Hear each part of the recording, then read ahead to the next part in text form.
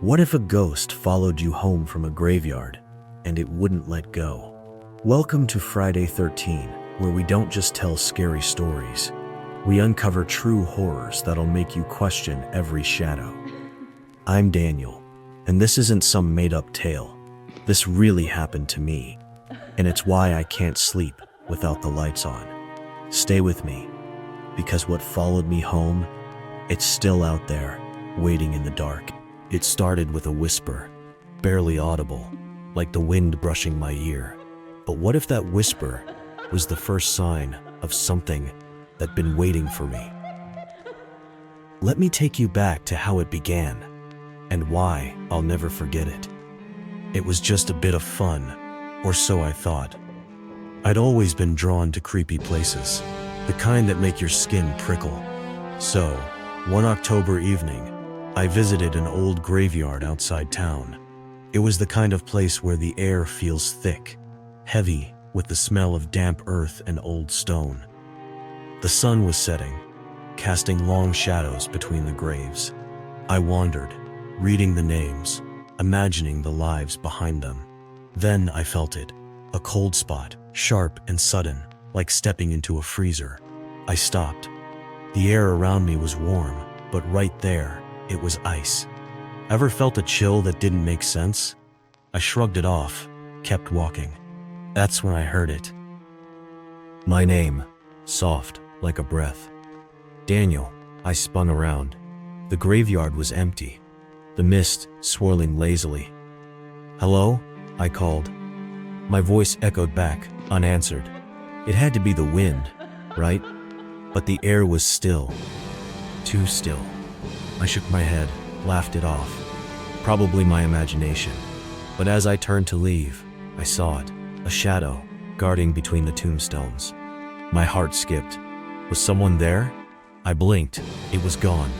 Just the fading light playing tricks. Or so I told myself. That night, I couldn't sleep.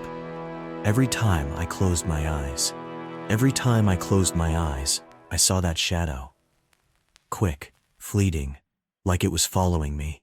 I told myself it was just nerves. But then I heard it again. Daniel.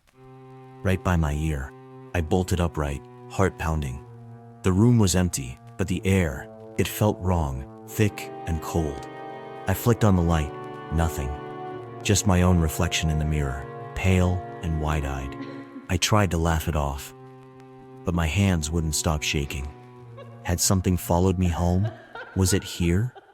The next morning, I found it.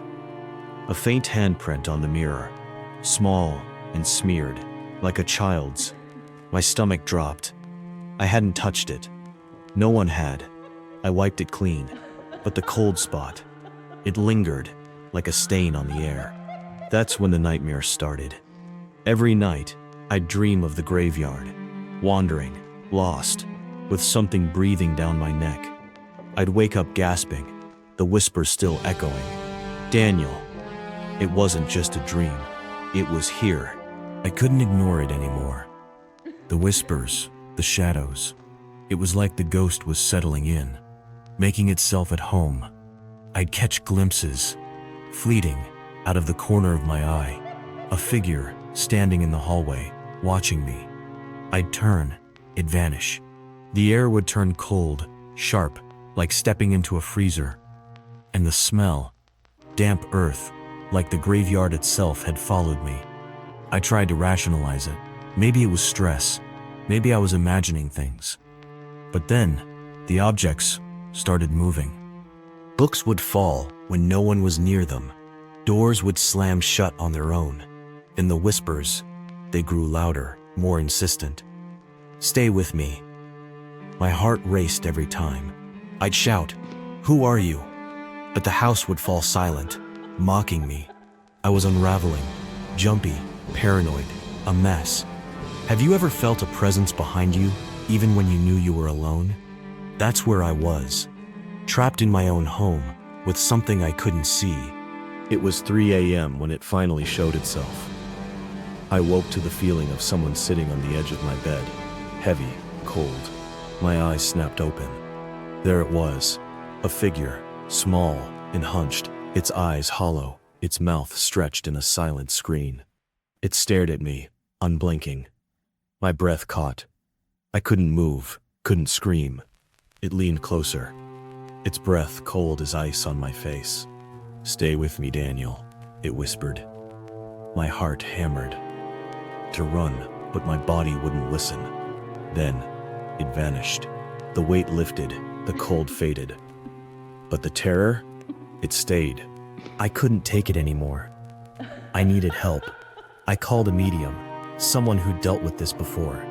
She came over, took one look at the house, and went pale. "It's attached to you," she said. "A child's spirit, lost, angry.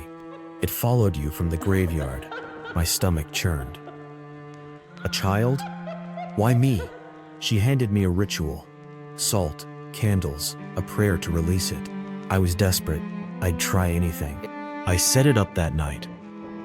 The medium's words echoed in my head. "You have to let it go." I poured the salt, lit the candles, and started the prayer. The air thickened, the temperature plummeting. The whispers erupted, loud, frantic. "Don't leave me!"